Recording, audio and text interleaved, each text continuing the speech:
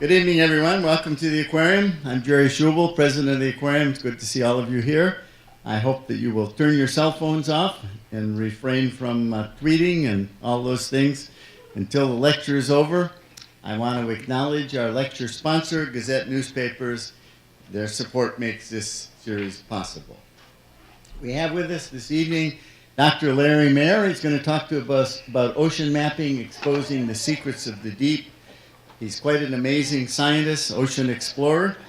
He got his bachelor's degree from the University of Rhode Island and a PhD from Scripps Institution of Oceanography.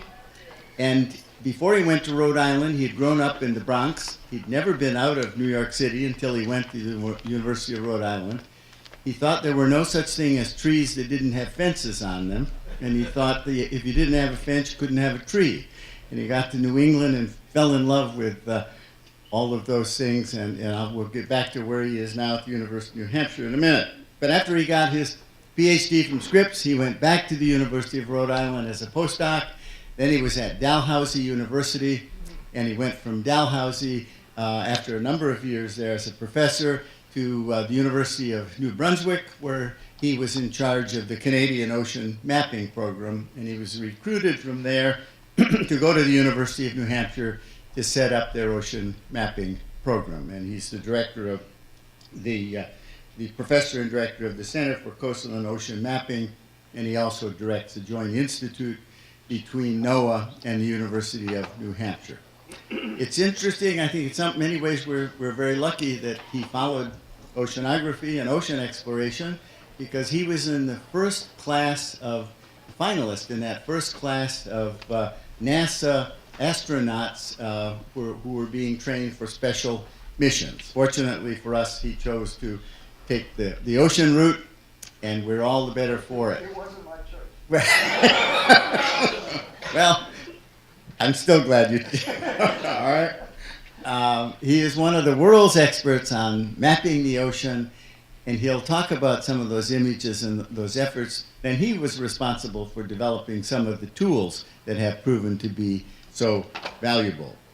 He was on the President's Commission for Ocean Exploration. Was that Clinton? That was Clinton.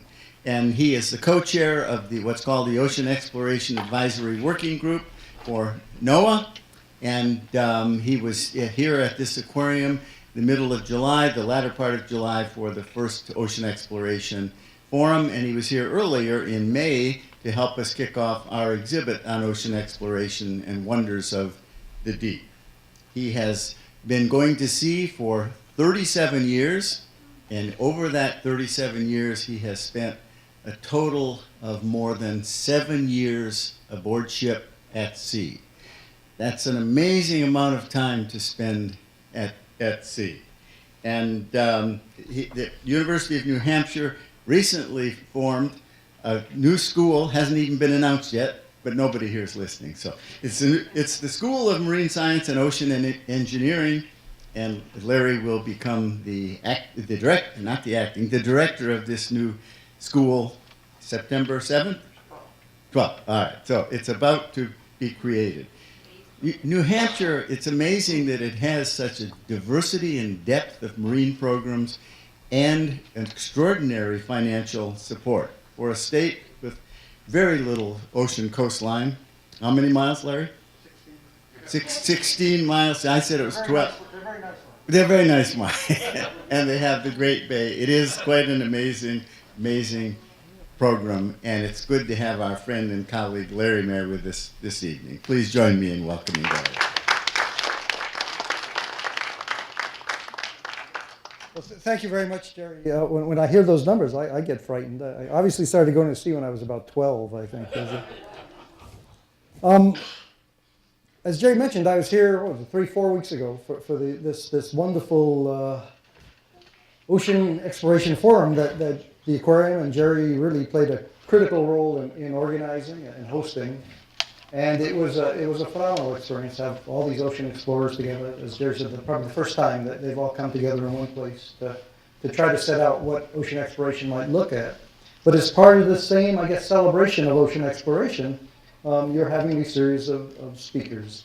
And I was telling Jerry as I walked around town today, it gave me just a chill to see signs up on the lamppost that said ocean exploration. It's really wonderful that you folks celebrate this.